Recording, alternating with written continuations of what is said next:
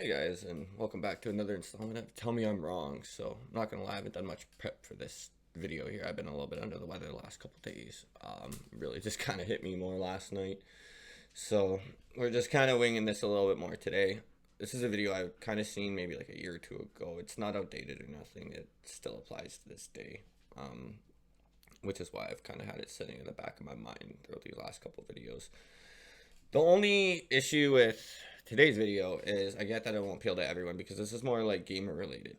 And the reason why I feel like this is important to bring up is just a simple question. Like, why do people play video games even?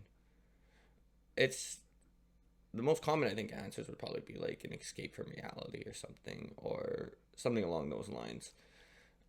I don't know if that's so much the case anymore these days, though. You look at back in the day, like all of our friends were bragging, like, look, we got the secret tunnel on Mario. We figured this out. We got to the special star world and we did all these. And everyone was like, damn, bro. I didn't even know that was a thing. And then they went home and then they tried it and then they learned something new. I don't really think that happens anymore nowadays. I know me myself, I am always trying to push the bar on anything I do. I played games like Rainbow Six Siege, and I don't ever expect to be on like a comp team or nothing. But again, if I'm gonna play a game, I want to try to be the best I can personally be. Take something like Rainbow Six Siege. Back when I was playing it a lot, like I would do warm ups. Like if I planned to play 4 hours that day, probably 1 hour of it's just sitting in a warm up, like throwing drones in the air, trying to aim at the drone, shoot the drone, making sure my aim is on point. Just all these different weird like little things, and I would watch what pros would suggest, little drills they would suggest doing, and I would try to implement that in my daily like little ritual. And again, I was still coming on to play, but I just don't want to keep playing and being down here. I want to slowly like keep progressing every day and getting better and better. Obviously, I'm never gonna. Well, I mean, I shouldn't say never. I probably won't make it to like any comp or team league or anything like that. But the point is, I'm never gonna just stay down here. I might get up here. I might get up here. I might get even up here. I might not never reach up here, but it's better than being down here. So that's the way I kind of look at everything, right?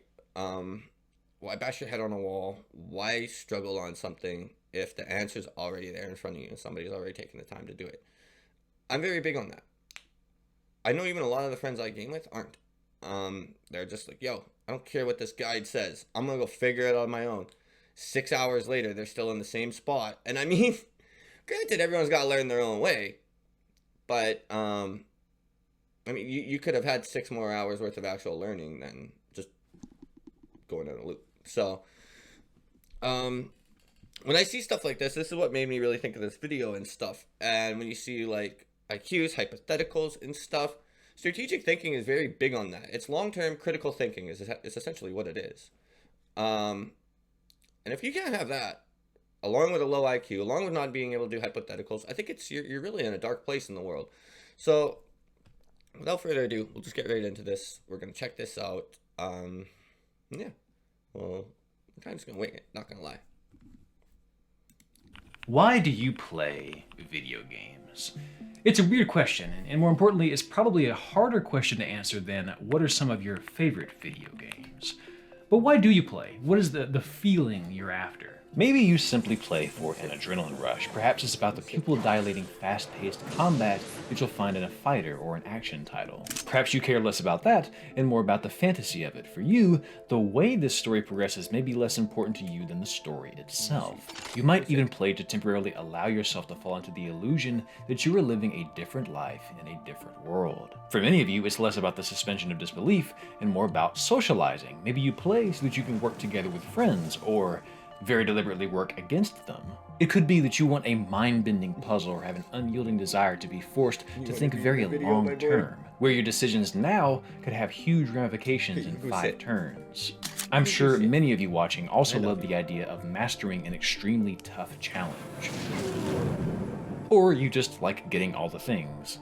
It's a question that makes you think much deeper than just picking a title that answers that question for you. It's a question that gets to the foundation behind what we enjoy most about this pastime. And it's a question that Quantic Foundry has spent the better part of the past decade trying to quantify and articulate. You might remember these folks from this video I did back in 2021 where we discussed how our personalities affect our taste in games, because much of what I talked about was research they had done. But the backbone of their data comes from this, their homegrown gamer motivation profile. It is a tiny questionnaire that will unpack your why. It's pretty cool. It plots your motivations on a chart like so. It explains the 6 motivation groups that I sort of just hinted at, and it breaks each group into 2 components. For example, in the social component, you might be high in competition like me, but lower in community. In achievement, you might be largely motivated to complete or collect things like in-game trinkets or achievements or livestock. Or you might be motivated to simply feel powerful through the use of hidden weapons and power-ups. You might be both. You might be neither. But this is how it breaks down, and depending on your stats, you're assigned one or more gamer types. I'm a gladiator and a bard. I want a skill. We might pull this up after the video and try it. I think it'd be kind of fun just to see where I land. So maybe just for shits and giggles, we might pull this up. I know he has the link to it in the description. So we'll take a quick look maybe after this. Skill-based yet complex experience, and I also really crave a grand story full of lore, discovery, and customization. The survey is really well done, and if you answer honestly, it teaches you quite a bit about yourself. Link down below if at any point you'd like to take it. But on a larger scale, there are some fascinating insights from Quantix's over 1.7 million gamer responses to this profile. If I asked you what you thought the #1 reason people tend to play video games was across the board, what would you say? I would have guessed challenge. I would say escaping reality would be, I think most people just had a hard day at work. They dealt with a bunch of fucking annoying people at work all day. They had their boss up their ass. They had coworkers annoying the shit out of them. I think most people just go on just to escape reality, simply put. Or fantasy or strategy, but as it turns out, completion is the #1 most common motivation. Shout out to the thing getters. And if you slice up the populations, you start to see little rays of human nature peeking through. Women tend to care about fantasy, design, and completion the very most, but men tend to seek competition, destruction, and completion the most. Though men's motivations are much more level across the board, women and those who identify as non-binary have these drop-offs where they clearly care most about their top motivations much more than the rest. Their scores are far more polarized. Age has an interesting role as well. Competition is massive for gamers between 13 and 25, but for those over 36, competition tends to be less alluring.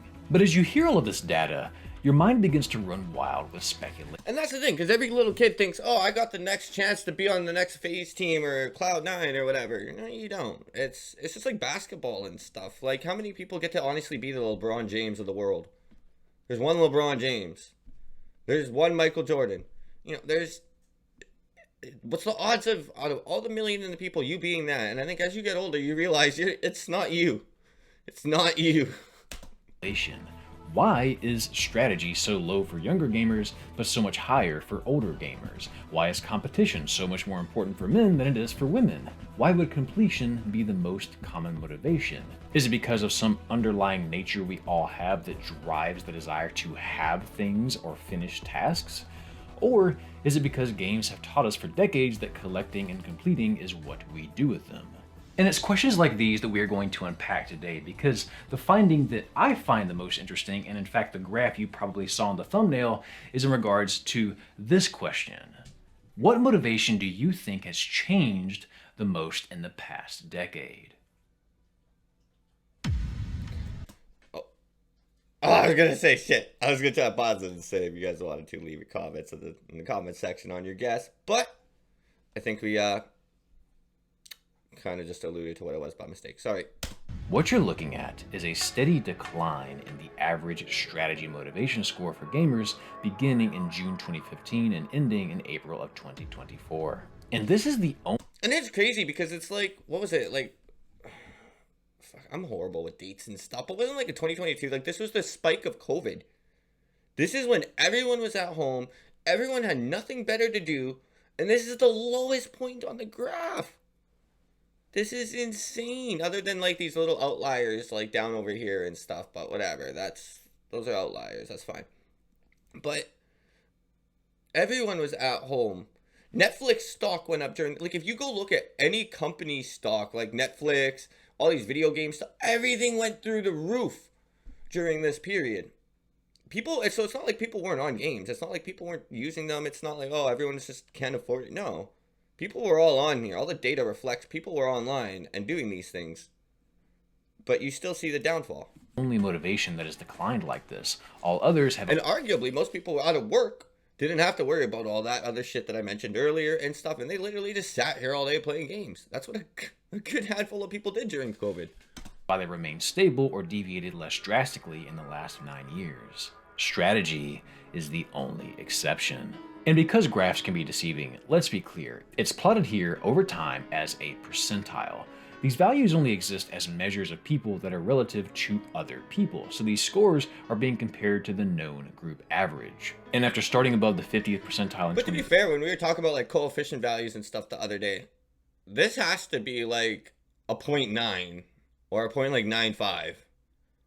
Like when you look at, other than these just, and the only reason I say this because these few outliers right here, this is almost a 1 to like one like correlation. This is insane. 15, it is now dropped to the 33rd as of April 2024. For perspective, if you do this exact same percentile drop on other large datasets, you get some disturbing figures. This drop is the equivalent of all men aged 20 and older in the US losing 19 pounds in weight. It's proportionate to adult men across the world losing 1.31 inches in height. It's as if everyone on Earth lost 6.6 points of IQ. To put it frankly, Quantic says that 67% of gamers today care less about strategic thinking and planning when playing games than the average gamer back in June of 2015. And this information, much like the other findings, makes your mind explode with questions. How did this happen? Are strategy games dying? Wait, is it going back up now? Did COVID affect this? Are we changing, or is the gaming market? And I want to unpack every bit of that for you today, as well as get your thoughts in the comments. So if you'll indulge me, I'd love to quickly tell you about today's sponsor, Boot.dev, and then we'll dive right in. One of the things we're going to talk about today is how games keep players engaged, specifically how often we are rewarded. A good gameplay loop will of course provide you with something fun to do, but it will also dangle shiny things in front of you that not only keep you motivated, but also make future interactions in the game all the more interesting. And it's this philosophy that Boot.dev uses to teach you how to code. If you've ever been interested in learning Python, SQL, or Go, or even have no clue what those words mean but I've piqued your curiosity, imagine learning about these things and building a real marketable skill like coding all... So I gotta pause again for a sec. There's always one point that I have when it comes to this. I think original RuneScape did this very well. Like from what many of you could probably tell, I've gamed quite a bit throughout my years. I've delved in quite a few different genres. But one thing I noticed about RuneScape, and I know a lot of you can be like, oh my god, that old 1990s game, like, what can this possibly offer?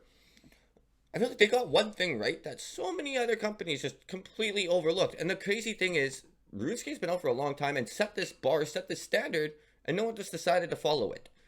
One of the things within RuneScape is the reward for playing the game is unlocking more of the game. That is very interesting, and that's a really crazy concept, I always thought. You know, imagine, like, you had a bunch of dungeons and stuff, but you had to beat this one boss on hard mode or something, and then all of a sudden, you unlock this whole other area, and, you know, like, all the work and effort you put into defeating this boss, rather than it just ending, or rather than just like, oh, here's a cool fancy sword, no, now you actually unlock more content within the game. Not a DLC, not this, like not, oh, it costs you 20 bucks if you want to keep playing. No, your reward was more game. Maybe a new area unlocked, maybe something, and I feel like these games don't have that. Any of those things that say like RuneScape did offer like an area expansion or something, it's all DLC nowadays.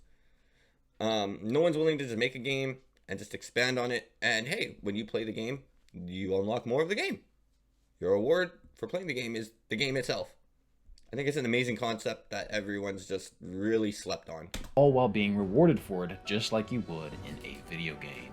Because Boot.dev follows this methodology as well. Lessons are formatted like a gameplay loop to make the difficulty of learning coding and back-end web development shockingly engaging. You won't just do lessons, you'll earn XP, levels, achievements, complete quests, and fight bosses all while learning to code. You don't get better at Monster Hunter by reading about it, you get better by playing and spending time with the mechanics for hours at a time, and that is true of coding as well. As with games, Boot believes that repetition, immersion, and complex problem solving is the best way to learn a skill. And if coding is a skill that you'd like to learn, if back-end web development is a career you're interested in, you really should give Boot.dev a look. Heck, there's even a free demo if you'd like to.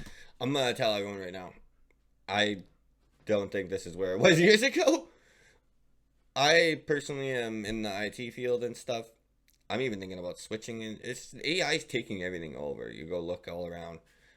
Just one caveat here. I would not suggest tech industry at this point anymore. Maybe I'm wrong. Maybe there's something I'm not missing or something I'm missing. But to me, I just feel like things have shifted. Dip your toes in before you dive in. There's even a thriving Boot Discord community filled with others just like yourself if you get lost, or heck, even want to help others like you might in a FromSoft game. If this is for you, make sure to use my code DarylTalksGames to get 25% off your entire first year of the annual plan. There's a link in the description and a QR code on screen. You know what to do. A massive thanks to Boot.dev for the sponsor. Now let's get back to the show. When you look at this decline, one temptation you might have is to dismiss this as something else. What if it's not the case that gamers are less strategy motivated, but instead that gamers in 2025 are simply more varied than in 2016? Because after all, gaming as a whole has become more and more popularized. You could make the argument that over the past decade, gaming has become much more mainstream. So what if the survey responses in 2016 represent a more traditional gaming audience than we see nowadays? Could the drop simply be an artifact from a changing population instead of a population that's changing? To answer this, I reached out to Nick Yee, the co-founder and analytics lead of Quantic Foundry, to get his thoughts. One thing that is important to understand about our particular sample is that we never focused on the broadest sample of gamers. So we always focused on core PC console gamers in our sampling, in our survey. A big part of that is that the survey that people take is called the Gamer Motivation Profile. So there are a lot of casual mobile gamers who regularly play games but don't think of themselves as gamers, who don't care to look up a survey like this. And so in our sample, we've always in the past 10 years been tracking a fairly consistent proportion of core/hardcore/casual gamers. There are more women playing video games now than there were 10, 20 years ago. But in our sample, the change has been more muted. We started around 19% female gamers. We're now at about 23, maybe 24% gamers. This effect of strategy declining, it's consistent between male and female gamers. It's the same across the US. I find that very interesting, actually. Like, this is something I didn't remember about it, but the difference between male and female is almost parallel. And US and non-US is fairly parallel, actually. I'm surprised the US held up more. That's actually very shocking to me, you know, with all this woke stuff going on and all that. Like, to me, I'm not trying to point fingers at any communities or something, but again, I'm just trying to analyze the data of this and see the way I can interpret it. Like, this is all right around where that whole, like, you know, alphabet group kind of came out and really got up in gears, right? How, like, if you can't figure out whether you're a boy or girl, how do you have strategic thinking above the Europeans or whatever other country that isn't doing this? Like, I genuinely want to know that. How are you thinking more strategic, or is this like your whole thing just a big ploy? Which, like, if it was, that's pretty strategic. That's long-term critical thinking. It's like, oh, we got to get them all up in feathers, and we're going to start this whole charade. Okay, I'll tip my hat to you if that was your plan. But I don't think it was. And Western Europe, the only difference we saw was in the age cohorts. There's a generational effect. The youngest gamers saw the largest decreases in strategy. Really? But everyone decreased across the board. But in terms of the proportions of casual hardcore gamers in our sample, that really hasn't changed throughout the past 10 years. There have been fairly subtle changes.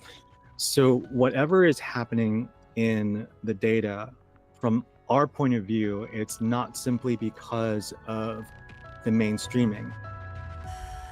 So clearly this data is most representative of the traditional gamer over the past decade. Even when the mainstreaming has leaked into the population, it's been a tiny change like the growing women cohort. And I do find it noteworthy that the effect is most robust for younger gamers. My guess would be because at that age, the prefrontal cortex, the part of your brain responsible for impulse control and long-term planning and decision-making, is still developing.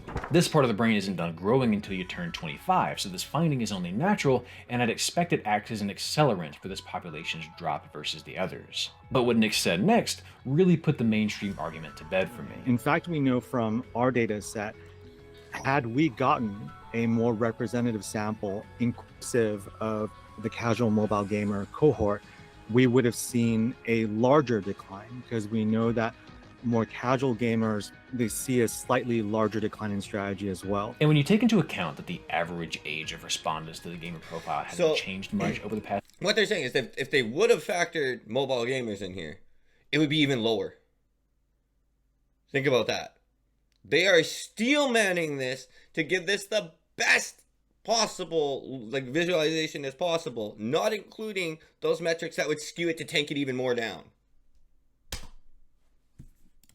Decade, and that the mainstream audience that would tend to be casual isn't taking this as much as core and hardcore gamers are, and that if they had been, the drop would only be larger than it is, well, you start to realize that this drop is incredibly unlikely to be a result of who is taking it, and in fact, the actual nature of the traditional gamers and what they're playing. So if not diversification, what is causing this? Well, one argument is our attention spans, because while we could go down the rabbit hole of what games are primarily getting made these days, and believe me, we will, this quiz is inherently trying to measure our motivations for playing, not our Steam library. And Quantic measures a strategy like this. Gamers who score high on this component enjoy games that require careful decision making and planning. They like to think through their options and likely outcomes. These may be decisions related to balancing resources and completing goals, managing foreign diplomacy, or finding optimal long-term strategies. They tend to enjoy both tactical combat as well as seeing their carefully devised plans come to fruition. These are all activities that require lots of experimentation, detail-oriented planning, and of course, mountains of sustained focus. There is a reward to be had. The satisfaction of seeing your scheme come together in the end is immensely satisfying. But there is a massive delay between your actions and their consequences. The amount of work you must put in between preparing your units in Fire Emblem and ultimately seeing if you're going to win this battle is much larger a gap than the start of a fight in Silksong and the end of that fight, for better or worse. The amount of time you spend preparing and tinkering with contraptions in Satisfactory is far removed in time from the moment that it finally works, whereas a daily quest in Honkai can be done in minutes. A side quest in Yote is contained and digestible. A level in Mario can be scarfed down quickly, but starting up Civilization and trying to size up how you're going to proceed without really knowing how you've done until many turns later is a completely different prospect. It's not that these games require you to lock in more than something smaller and faster, but instead that they ask you to think much further into the future and be willing to wait for feedback instead of instantly receiving it. And if your attention span is not up to the task, this is going to be difficult for you. Which begs the question, are our attention spans as gamers, or even as a society, diminishing?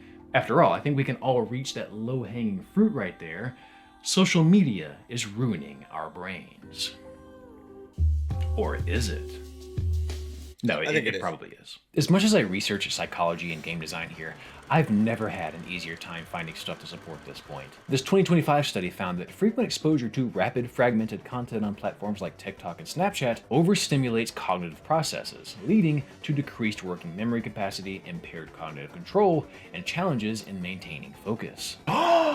This 2023 meta-analysis finds that those with high use of internet may display less physical activities, academic engagements, and interpersonal relationships with peers and family. Wait, we actually aren't touching grass? Dr. Paul G. Simone, Vice President and Medical Director of Behavioral Health at Lee Health, says that like many addictions, social media directly targets the reward system in the brain, triggering a release of dopamine. Now, dopamine is the same neurotransmitter released in sex, gambling, and eating. The release of dopamine drives addiction. This is all shocking to you, I can tell. All jokes aside, it's easy to point out social media as the culprit here. I mean, after all, if a side effect of using it is decreased working memory capacity, impaired cognitive control, and challenges in maintaining focus, then yeah, I think we can say with confidence that this is a massive factor behind that decline. In fact, if we plot the rise of social media against the decline in strategy as a motivation to play games, it's easy to point at it and go, But I think what this misses out on is the way games themselves are designed these days, because after all, some games can become addicting for the same reason as social media. Take Monster Hunter Wilds, for example.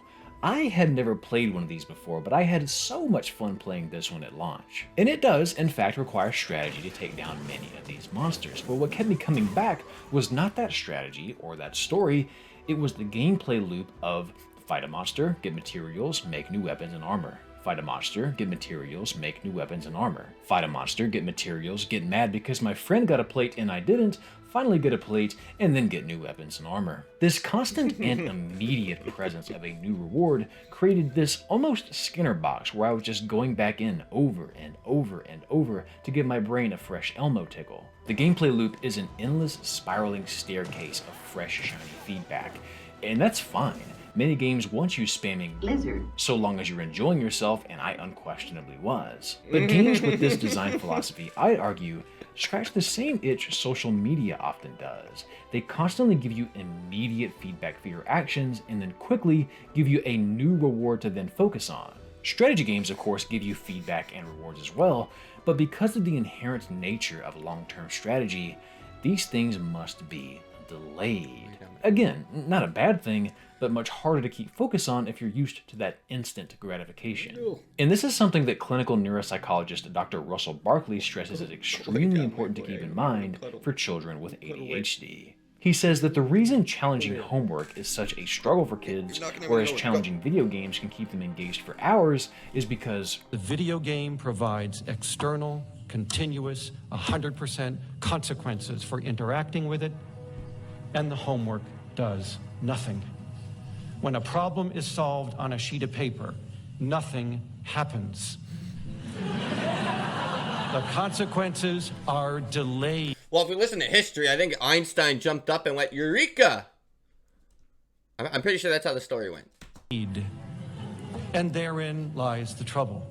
Now, he's obviously speaking about those with ADHD, but by definition, one of the diagnosing criteria according to the DSM-5-TR is difficulty sustaining attention in tasks or play activity. So when it comes to how genres keep our attention, clearly strategy is going to struggle the most, and it's not just social media that's molding our focus. It's also modern, tight, rapidly rewarding gameplay loops. It's also, frankly, the rise in technology and distractions in today's society. On the APA's Speaking of Psychology podcast, Dr. Gloria Mark outlined some research she and some colleagues performed where they would measure people's length on certain activities at work. Every time a participant swapped between Word to email to another task, they would mark how long that participant stayed on that task. So back in 2004, we found the average attention span on any screen to be 2.5 minutes on average. Throughout the years, it became shorter. So around 2012, we found it to be 75 seconds. This is with logging techniques. This is an average. And then in the last 5-6 years, we found it to average about 47 seconds. And others have replicated this result within a few seconds. Of course, though, none of the viewers on this channel have any of these issues. All of you are the smartest in society. We have the biggest attention spans. We watch all of the Tell Me I'm Wrong videos all the way to the very end because we can handle it. We know what's exactly, like, yep, we know at the end is the most useful information, right? Seconds. So it seems to be quite robust. Through all of this research, we can probably say with confidence that our attention spans as a society are shrinking. And furthermore, modern game design, social media, and the rise of technology are factors in that. We can't necessarily prove they're causing it, but we also can't prove that Tom Brady was deflating footballs, so, you know. But for the same reasons, we can also say that strategy as a motivation to play games is also dropping. We just can't prove why. Correlation with all of these other factors is not causation. So no matter where this discussion takes us, it's unlikely we will find a definitive answer, which is Well, yeah, and to be fair, I think it's a multiple of a lot of these things. Like, you know, I could sit here when I address some of these issues. I know I'm saying like one specific thing at a time or something, but like to make my point clear. I think that this is a whole of so many issues. You know, whether it's the brain rot from TikTok, whether it's the games not being rewarding within themselves of the game, or I think it's a mass combination of all of these things. But I will say, to be fair, you can't blame it on any specific one individually, but collectively, they're all leading to the same outcome here. what makes it such an elusive topic and why I'm so interested in what you have to say in the comments. But one other piece of data that I think we simply have to consider is the genre of strategy games itself. Because as I consider the titles that are on my feed, on my backlog, talked about in my comment sections, hyped up on Twitter, expected in some of these big, but wait, we have one more announcement spots at the end of presentations, it is almost never a strategy game. And when it is, people get pissy about it on Twitter. This is obviously anecdotal, but just to open this up, could it be that it's not the motivation that's dying, but the genre? To answer this, I asked Quantic if they had any data on how often strategy games were released in the past 20 years. And by using the Internet Game Database and filtering out games that hadn't been mentioned at least 20 times in their survey, effectively removing game demos and placeholder games on Steam that hadn't been released or that practically no one has played, they were able to produce a list of over 15,000 games with genre and release year included. And if you plot how many strategy games have been released over the past 20 years, you sort of see this shape, a steady rise in the first decade, followed by a slight tapering off in the second. And at first glance, you might go, okay, that tapering off means something. The genre is falling off some. But if you do the same thing with games of all genres, you find almost the exact same shape. What you're looking at is not something unique to strategy, but just the rise in popularity and creation of games in the first decade, followed by a normal fluctuation in the second, and frankly, some slight drop-off in game production after COVID, which is to be expected. But I think the fact that the strategy genre... And like, hold on, let me go back one second, sorry. Like, hold on, like, am I retarded here? Hold on, let me, like... I'm horrible when it comes to, like, if you... I know World War II, I know every little bit about World War II, but, whatchamacallit, I'm horrible with dates and stuff. When did COVID start? Let me look. I get like Canada, sure, because we're a Canadian thing. Okay, so 2020, yeah, that's what I thought, like 2020-ish.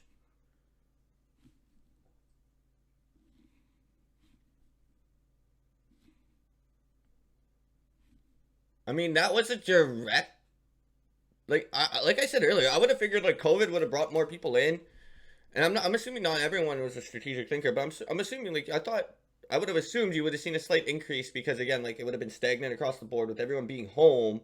Sure, not everyone's doing it, but there would be a slight increase. I would have assumed. That's crazy. Like, that's insane to me. Sorry. Like, I know that was a little bit off. Popularity and creation of games in the first decade, followed by a normal fluctuation in the second, and frankly, some slight drop-off in game production after COVID, which is to be expected. But I think the fact that the strategy genre doesn't see some unique drop-off here is incredibly telling. Clearly, there is something more going on than just the genre's health. Well, there was a drop-off. Plus, another here, reason I don't want to spelunk too deeply into this chasm is that the IGDB tags strategy with more than just games like Frostpunk or Civ or XCOM. It also tags things like... Because like when you look at that chart, sure, the strategy games were pretty much stagnant across, like going straight across. But when you look at all genres, if they're pumping out 16 Call of Duties, 16 Battlefields, and 16 of this, and you've only put out 3 strategic games in the last year, what's the odds of people buying your 3? So, I mean, I would consider that a massive drop around the board, you know what I mean? If you're letting all these other types of genres pump out all these games, you got to kind of keep it up there. If this is... Well, obviously there's certain companies that develop strategy games, so it's like if you want your company to succeed and to stay in the market, there was a definite decline rate here across the board. Solitaire, which is technically true, I suppose, but like Is Angry Birds really a strategy game? Is Catherine a strategy game? So this angle is tough to approach from, which is why I mentioned those anecdotes earlier. While the data does seem to suggest the opposite, strategy games don't feel like the big main eventer that maybe they once were.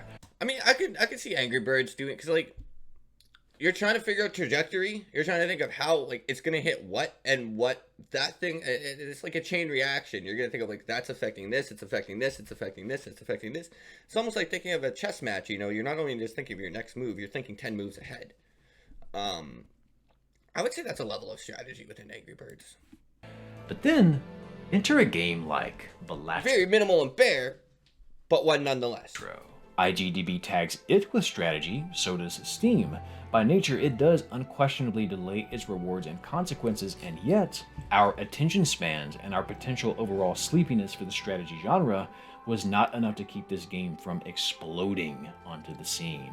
The same could be said of Baldur's Gate 3, which again, while is not a pure strategy title because of all the other things the game lets you do, does in fact have a slower, more strategic combat system. And this leads into my final thoughts on this and what I think is happening here. Yes, in my opinion, our attention spans have taken a blow, and this is clear not just...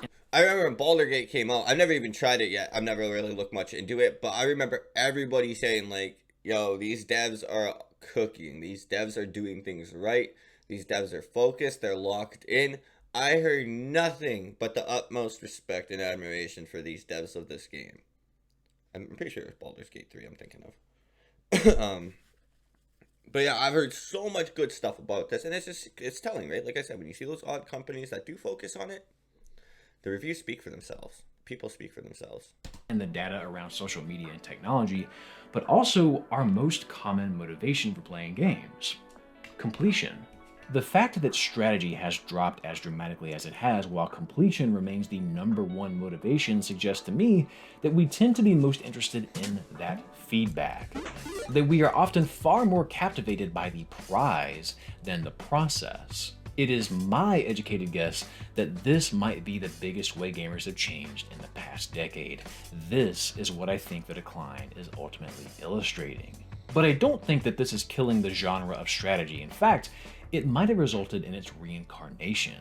Because while the conversations around pure strategy titles aren't as loud as those around Game of the Year contenders or presentation main eventers, the strategy aspect of games is reappearing in different genres. It's being packaged with story, with character customization, with... But you know what? Like, to be fair, let me go on here for a minute. I'm not even signed in. Shit. Right, thank you, Dave. Oh, no, I didn't mean to click on you, sir. Let's mute. Where do we go? Why like, is that move not working? No, there we go. I don't want you. Games. And then, how do I filter? I guess this is by... So, like, let's look at some of these, just these top ones here, you know? Battlefield, man, that's just, like, war, destruction, like they said, competitive. Minecraft. I would honestly argue it's a very creative game. You're sitting here thinking very long term. From what I know, I don't think there's any short term really rewards from it, other than like you hit tree, you get log, but you're trying to use log to build house, so that's more of a long term goal or something, right? I never really played it, but I think I get the concept of it. Counter-Strike, I'd say pretty similar to this. League of Legends and Dota are almost identical games. Those are heavily strategy. Like, you're looking at team compositions, you know, like which 5 characters sync well together versus the enemy's 5. Not only making sure you're sync, but also like sync together as your team, but also counter your enemy's picks as well. That's a whole level of strategy. And that's even before you even enter the game. Once you enter the game, you're sitting there and you're using items to help counter your opponent's strategy / increase your own teams. There's thousands of different items with different effects. Maybe not thousands, but there's a bunch of different items that have different effects that can just drastically change this way that the game is played. There might be a guy that gets one shot by the team, but he has potential for massive damage. Well, maybe he just picked up an item that stops him from getting one shot, and now he's just unleashing everything on all you guys. So, and again, that ain't going to happen right at the start of the game. He has to build up. So there's a lot of long-term progression up to these types of games. I'd say these are just shooters again, just like the rest of them. But yeah, like out of this list right here, we can already find, I think in my opinion, at least 3 that are very strategic and long-term thinking. Action-based reactions with And those are some of the social. most popular games right now in the globe. So, take that how you will. Like, it's just. But again, you look at those metrics on there. I think it closed it. No, it. We got 451,000 on here compared to 100,000 on here. So there's like 5 times the amount. Playing a brain dead, like not brain dead, but I mean, I love Battlefield. I love going around shooting. But I'm just saying, it's not the most strategic game in the world. You're not sitting there coordinating with your friends, being like, hey, you call in an artillery on here while you drive your tank up here while you do this. Maybe like 2% or even less than that of the game actually plays like that. So no, it's not strategic thinking. Most people are camping in a corner waiting for someone to run past and then they pull the trigger. That's it. Elements and decisions matter. Don't get me wrong, the core strategy titles are still around and are still massively popular in their own spheres, but I think there is a reason that games with strategy that aren't purely strategy are doing so well. And the IDGB data aligns with this. Genres are becoming muddier, and I think it's in that people's why gets a little lost. I have been consistently recommending genres. Like, role-playing game. Like, you look at something like this. Okay, this is a role-playing game. There's no question about it, right? But look at some of these. Like, I guess that's just showing the things that they're on. But, like, you look like some of these, they have 16 different tags in the game, and it's like card game, turn-based, role-playing, this and that, arcade, and it's like, you're hitting 17 different genres on one game, brother. Like, you can't be that focused into one of them, Are becoming muddier, and I think it's in that people's why gets a little lost. Like, at some point throughout the game, you answer one math question, so now this counts as a math game too. Like, I have been consistently Educational. recommended and subsequently bounced off of XCOM so many times. But you take that same strategy-based combat and wrap it up in the anime style, decisions matter, fantasy setting, dating sim, and sweeping orchestral music, then tie it all up with a little bow, I will play Fire Emblem every single time. Smash cut to the comments telling me why I need to play XCOM. To me, feeding strategy to the modern gamer is like feeding broccoli to a toddler. You might have trouble getting them to eat it plain, but if you sneak it into other recipes, they'll love it and not even realize they're eating it. And I think we were chewing on this over email as well, where the thing we call strategy has changed so much in the past 10, let alone past 20 years. There are swaths of mobile casual games that have the strategy label. There are games that kind of quicken the strategy spread and complexity in different ways, right? So there are games like Expedition 33 that add more actiony bits to the strategy. There are games like Balatro that add a lot of chance elements to the strategy. So I think we're seeing people play with the formulas of 4X grand strategy, but figuring out ways to inject more surprises, inject more. I don't know if you were playing Hearthstone when it first came out versus when they slowly introduced more and more chaotic chance elements into the game. The game felt more casual, but it was also more surprising when you played it, and it appeals to different kinds of players. So I think we're seeing that kind of play and diversification in the gaming mechanics around strategy as well. And I know strategy. it's hard to blame Hearthstone. Like, games like Pokemon and Yu-Gi-Oh and all that, and like Magic have been around for forever. And I think it's like every year, the cards that are allowed within the tournaments change and stuff like that. And there's certain cards that are banned and all. I think I've only went to like one Yu-Gi-Oh tournament in my life when I was a child. Otherwise, like, I'm not big in this scene, so I don't know the most about it. But I did go to a card shop once as a kid and participated in a Yu-Gi-Oh tournament when I was growing up. But if I'm not mistaken, I think it's every year the ban list changes, so the whole game shifts, and it forces players to redesign all the stuff they're going to use, redesign their entire strategy based off this new criteria of what's banned and what's allowed within the game as well. Purists and turn-based combat purists will look. If I'm wrong, you guys can correct me. I'm sorry if it's like maybe every 2-3 years they come up with a revised ban list or something. You can correct me in the comments. I'm not dying on that cross for that, just pointing it out. Look at these points as a eulogy for their favorite genre. If we make these hybrid games the new norm, it could destroy what they love most about their favorite games, and that's completely fair. But maybe in the long term, it'll revive the population's interest in strategy. I know when Expedition 33 dropped, it was polarizing for this reason. Keep your FromSoft out of my Squaresoft, right? But how quickly we forget where all of that inspiration came from. RPGs have had these quick-time elements before, and this didn't ruin traditional turn-based combat. Plus, you can't deny how this particular style was so much more appealing to the typical non-RPG player. Because again, it smothered that broccoli in melted cheese and ranch. Is that I a love bad that thing? Well, analogy. that's for you to decide. Fucking But before broccoli. you do, you might be interested to see this. I asked Quantic if they had any more recent data, since right here at the end of the strategy decline, there seems to be the beginning of an upswing, and sure enough, for the first time in 10 years, there was an increase in strategy motivation. And if you plot the release of some of these popular games with strategy aspects to them, you can see how perhaps they are reigniting people's interest in that component of gaming. So if you hated the parry system in Expedition 33 because you were a traditionalist, if you wish people would try a real strategy game, maybe because of the genres blurring and mingling a little, they will. Maybe you have to appreciate your own music first before you can appreciate your dad's. Maybe because developers weren't afraid to experiment a little, we might stumble upon a new why we play.